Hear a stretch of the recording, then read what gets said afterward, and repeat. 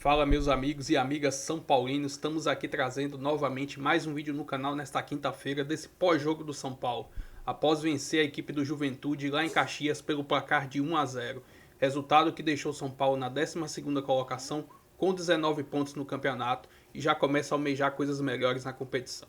Se inscreva no canal, deixe seu like, seu comentário aí dessa grande vitória e vamos para esse pós-jogo. Dele, que deu 3 pontos importantes ao São Paulo na tabela de classificação. São Paulo sobe algumas posições, vai ao 12º lugar.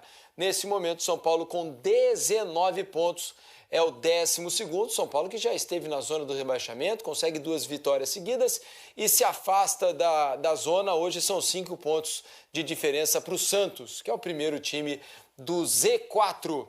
Vamos começar a falar sobre esse jogo a partir de agora com Carlos Eduardo O Mansur e também com o Ramon. Olha, eu estava falando para Mansur e para Ramon aqui, enquanto o jogo estava rolando, e quando o Ferreira entrou, eu falei, não consigo entender o Ferreira no banco.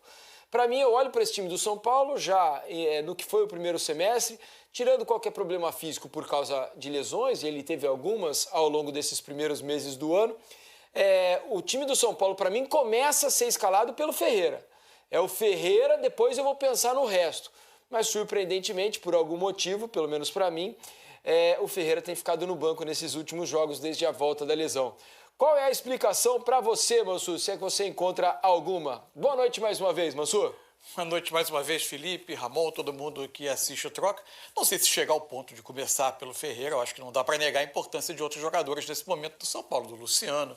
O Marcos Antônio, eu acho que é um jogador que faz o time funcionar de uma maneira muito importante, assim, acho que ele é muito importante para conduzir o São Paulo à frente, é um jogador muito dinâmico, que faz o jogo andar mais rapidamente. Assim, a explicação do ponto de vista técnico é evidente que não tem como negar que você tem uma dose de razão, assim.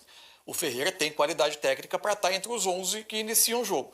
Acho que tem a ver também com um processo que está recomeçando, né? O São Paulo recomeça no meio da temporada com um trabalho novo.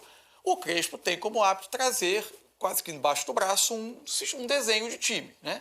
Quase sempre partindo de três zagueiros, 2 alas abertos. Talvez na cabeça dele inicialmente, o Ferreira ele veja o Ferreira como um jogador mais restrito a partir de um lado esquerdo bem aberto, uma posição que você tem o Wendel ocupando por ali. Acho, por exemplo, eu acho que o Ferreira pode, por exemplo, se encaixar em uma das 3 posições por dentro, né? Hoje para mim, ele tinha o Marcos Antônio e o Bobadilla mais como volantes. Eu vi o Alisson um pouco mais dividindo função com o Luciano por trás do André, né? Acho que talvez acho inclusive que o Alisson ficou menos confortável nessa posição do que quando ele é um volante que chega de trás para participar, produz mais, né? Isso, para participar da ação ofensiva. Acho que aí ele ficou desconfortável. Acho que o Ferreira pode ter, por exemplo, uma oportunidade como esse ataque, como, vamos dizer, entre aspas, um ponta que joga um pouco mais fechado. Como muitos times que jogam no 3-4-3, às vezes tem um ala aberto e um jogador que parte da ponta jogando um pouco mais fechado, não necessariamente pisando a linha lateral. E ele tem qualidade para aparecer em zona de definição, de finalizar, ou para fazer a jogada que ele fez, que acabou decidindo o jogo. Então eu acho que isso é uma questão que talvez o tempo vai dar. Com a convivência com o elenco, observando as questões, acho que o São Paulo tem algumas carências ainda, a gente vai falar sobre elas, mas é um São Paulo que melhorou com o Crespo. A questão para mim é o seguinte, né? No futebol de hoje, que exige muito, né, o drible, alguém que consiga desequilibrar a marcação adversário para você criar, porque o jogo do São Paulo ele é burocrático, né?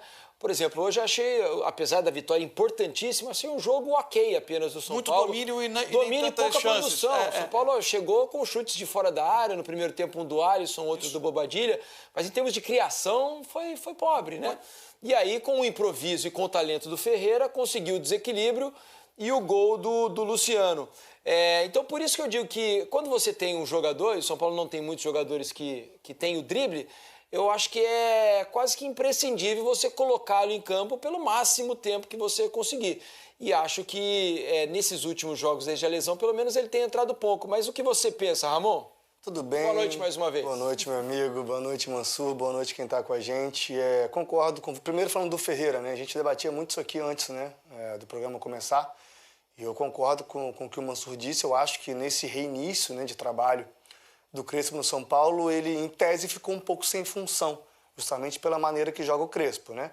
Eu acho que com o decorrer do ano, né, a partir de hoje principalmente, com a entrada ele produzindo, né, sendo o cara, vamos botar assim, do gol do São Paulo, do cara da vitória, pode ser uma opção ali, às vezes, né, quando joga com 2 volantes, o Luciano fazer mais um papel de 10, ele pode ser dupla com o André, ou Luciano e André um pouco mais avançado, ele, enfim, ele recompondo pelo lado esquerdo, ele tem essa capacidade física de fazer esse lado de campo, ele é esse jogador, né? Pode ser que o Crespo ache essa solução.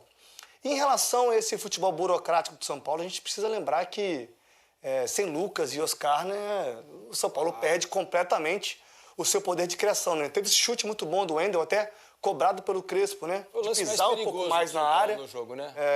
Quando você joga com 3 zagueiros, o seu ponta, o seu ala, seu lateral, tem que pisar na área toda hora, tem que ser muito agudo na fase ofensiva, né? E o Crespo cobrou isso durante o jogo. Mas esse futebol burocrático, pouco vistoso, né? Do São Paulo, você dá muitas lesões também, né? Sem Lucas, sem Oscar, realmente fica difícil a criação. E a gente até brincava que o jogo de hoje foi como a temperatura hoje em Caxias do Sul. Frio, tranquilo, né? Mas São Paulo sai vitorioso, assim, que é o mais importante, né? Mas tem lados bons também, né? Então, eu acho que o aspecto defensivo tem de se elogiar. O Juventude não teve nenhuma chance, praticamente, né? O Rafael foi praticamente um espectador do jogo. Juventude, né? Assim, jogando em casa, não teve a posse de bola, a maior porcentagem da posse de bola. Em nenhum momento, é um time que está criticando. Essa jogada, desculpa, Ramon, é que estava aparecendo. Esse lance do Rodriguinho, isso que o Ramon citou do Lucas e do Oscar, acho que é mais um elemento na questão do Ferreira ter entrado depois. Para mim, como o Alisson não funcionou tanto na função de hoje, acho que o Crespo estava buscando um articulador, de fato. E aí ele opta primeiro pela entrada do Rodriguinho, que, aliás, tem essa boa jogada, né? Cria aquela que a gente viu agora há pouco, ótima jogada. Acho que tinha a busca por um jogador mais de característica de articulação e não tanto de um atacante. Tanto que depois, quando ele coloca o Ferreira, ele coloca no lugar do André, né? Depois, o Ferreira, até com a entrada do Enzo, que é um lateral que não é com a característica do Wendel, ele acaba partindo mais do lado esquerdo, mais para o fim do jogo. Acho que tudo isso vem um pouco da adaptação do treinador ao elenco. Agora, eu acho que o São Paulo hoje, por exemplo, ele vem de 2 jogos de características muito diferentes, o jogo do Corinthians e o jogo de hoje. Em ambos, ele controlou muito o adversário. Mas é bem mais inspirado contra o Corinthians. O jogo também tem uma outra característica, né? Sim, eu acho. Impõe a você outro tipo de adversário, com uma outra proposta. Mesmo em casa, a Juventude é um time que, quando recompunha, vinha defender bem baixo e tentar proteger a entrada da área. Acho que são circunstâncias diferentes, mas eu acho que tem pontos de evolução. Por exemplo, nesse modelo do Crespo, eu acho que nesse momento tem uma outra questão que não está tão bem resolvida e não é simples de solucionar, que é o lado direito. O Cedric, ele é um jogador que, para mim, ele até tem uma qualidade técnica, acerto de passe, ajuda ali a construir, mas ele não consegue ser esse jogador de ultrapassagem, de buscar o fundo. Nunca foi, de força, né? Não é muito esse característico. ala mais sul-americano. Nem mais novo, porque eu conheço o Cedric desde o Sporting lá atrás. Nem mais novo era esse tipo de jogador. Característica mesmo. E hoje, assim, e tecnicamente, não teve muito acerto, né? Ao terminar as jogadas, cruzamento, último passe, não teve tanto acerto. E, assim, nesse momento não tem muita alternativa por ali, né? Tanto que, em dado momento, ele coloca o Bobadilha para fazer aquele lado em parte do segundo tempo. Acho que essa é uma outra questão. Dentro desse modelo, não sei se ele eventualmente usar um ponta por ali, quando Lucas Ferreira de volta, se ele vai, de repente, apostar, mas aí, defensivamente, também pode mudar um pouco a forma do time se comportar. Nesse aspecto, ele teve a liberação do Igor Vinícius. Então, o Igor Vinícius saiu. Poderia fazer. Mas acho que é uma posição que não está tão resolvida assim. Vamos fazer o seguinte, vamos continuar conversando sobre o jogo com a Isabelle Moraes, a Aline Calandrini e o Sérgio Xavier, que fizeram a transmissão desse jogo que aconteceu lá em Caxias do Sul. Tudo bem, Isabelle? Bem-vinda ao Troca de Passes. Boa noite. Oi, Diniz, boa noite para você também, para o Mansur, para o Ramon, que alívio, né? O homem da vez para o São Paulo é, de fato, o Luciano, camisa 10. Ele que caminha para completar 300 jogos com a camisa do São Paulo e caminha também para completar 100 gols com a camisa tricolor. Hoje chegou ao gol de número 97 e Salvador, 3 pontinhos na conta do São Paulo. E estive nessa transmissão com o Sérgio Xavier Filho, também com a Aline Calandrini. Meus amigos, boa noite. Serginho, o Luciano realmente vem sendo protagonista dessa era Crespo, né? Boa noite. Boa noite aos companheiros do estúdio, do Rio. E acho que hoje, mais do que o Luciano, o São Paulo traz boas notícias para o seu torcedor, porque era um jogo assim, emocionalmente difícil, porque você está saindo de uma vitória de clássico, daquela vitória quase que épica, né? O São Paulo sai do Morumbi contra o Corinthians como se estivesse comemorando um título, né? E sempre é um título mesmo, né? Não está errado isso. Só que vai para Caxias, para um jogo duro, para um time que está na zona de rebaixamento. Sempre é duro de jogar em Caxias, pelo frio, não é nem pela atmosfera da torcida, porque lá não tem muita gente. Mas aí começa o jogo, um jogo pegado, e como disse o Mansur antes, o São Paulo domina o jogo do início ao fim, né? Foram poucos os momentos que o Juventude conseguiu se instalar no campo do São Paulo. E outra coisa, o que eu acho que é uma ótima notícia para o São Paulo, né? O São Paulo está repetindo padrões. São os 3 zagueiros, sim, são os 2 volantes que jogam tocando a bola, né? Não tem primeiro volante. Nem o Marcos Antônio é primeiro volante, nem o Bobadilha. A gente falou bastante do Marcos Antônio e a Calan ressaltou, olha, hoje talvez o Bobadilha, né? O Bobadilha eu acho que foi um pouco mais atuante. Terminou como lateral direito, né? Terminou como lateral direito, uma substituição que eu também acho que não foi assim exatamente tão bem sucedida, mas o fato é que na substituição que talvez menos se esperasse, né? A troca do André Silva pelo Ferreirinha, é o Ferreirinha que quebra uma defesa que estava fechadinha naquele momento, ele acha um drible surpreendente, e aí já tem um monte de gente do São Paulo, de novo padrão, gente pisando dentro da área. Então, assim, o outro detalhe que o Mansur ressaltou do Cédric, esse é super complicado mesmo, porque você botar um ponteiro vai quebrar um pouco a estrutura defensiva do São Paulo, agora pelo menos, talvez mais para frente. Tanto que o São Paulo está procurando bastante um lateral direito. Talvez a única contratação que o São Paulo precise fazer é essa, e está procurando, né, Carla? É isso, Isa. Acho que o Serginho, o Mansur, o Ramon falaram bastante, né? Boa noite aos amigos do Troca. Mas acho que tem boas notícias, né? Um São Paulo que controlou realmente, fez um bom primeiro tempo. Acho que eu acrescentaria também a dinâmica do André com o Luciano. Muito se fala sobre a Luciano e mais 10, né? O jogador tem 5 participações em gols nesses 3 jogos com o Crespo, né? Hoje foi o quarto jogo com o Crespo, né? Então, um jogador que está participando diretamente dos gols. Mas esse encaixe com o André chama atenção, porque eles são 2 atacantes e eles alternam, eles acabam se complementando, são jogadores que conseguem flutuar muito bem. Em algum momento, o Luciano acaba infiltrando também quando é necessário. Foi assim, por exemplo, no último jogo contra o Corinthians, no momento do gol. Defensivamente, está te dando uma estrutura sólida, né? Um São Paulo que mostra essa segurança com os 3 zagueiros, com os 2 alas, e dá essa liberdade para o Bobadilha e o Marcos Antônio articularem, terem essa mobilidade, participarem. Eles acabam tendo essa liberdade porque atrás está seguro defensivamente, né? É claro, o primeiro tempo foi melhor que o segundo tempo, depois teve as alterações, acaba mudando um pouco a partida, mas eu acho que era necessário a vitória. Bem como o Serginho falou, é importante um São Paulo que tem ainda margem para crescer, o Crespo conhecendo o elenco, o Juventude já tem que se ligar, né? Foi um jogo muito abaixo tecnicamente, eu falei um pouquinho sobre isso, é difícil você destacar um jogador.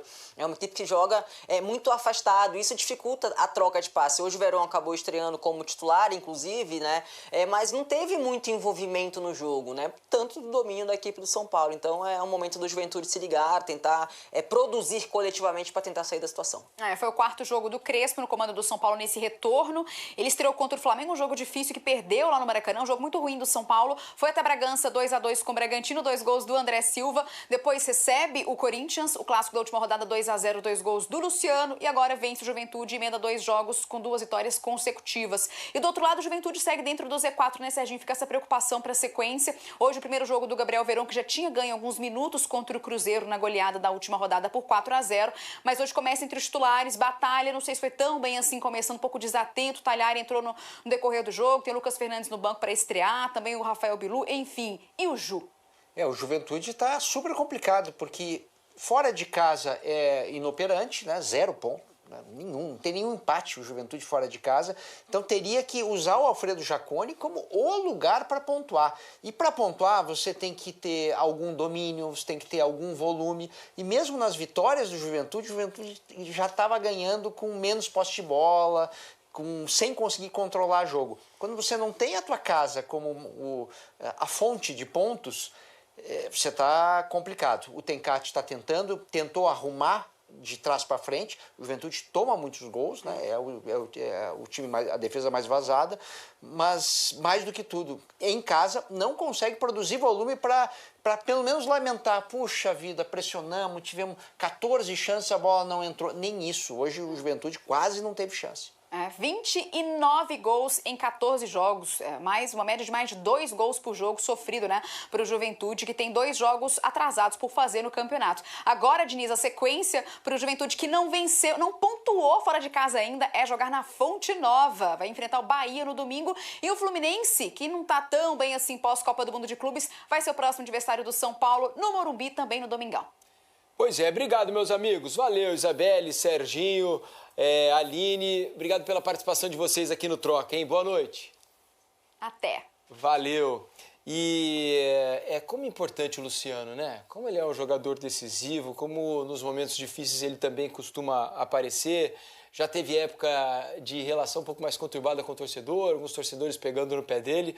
Mas fato é que quando ele veste essa camisa do São Paulo, o quanto ele se dedica para o time, o quanto ele corre, o quanto ele briga, o quanto ele cobra dos companheiros, o quanto ele exige que todo mundo esteja na mesma vibe dele, isso dá um corpo para o time ali, do ponto de vista anímico, ele é muito importante também, né? Não só na parte técnica. Ele é um jogador de muita entrega, de muito valente, muita luta, e cresce em momentos importantes, ele aparece muito em momentos importantes, em jogos grandes.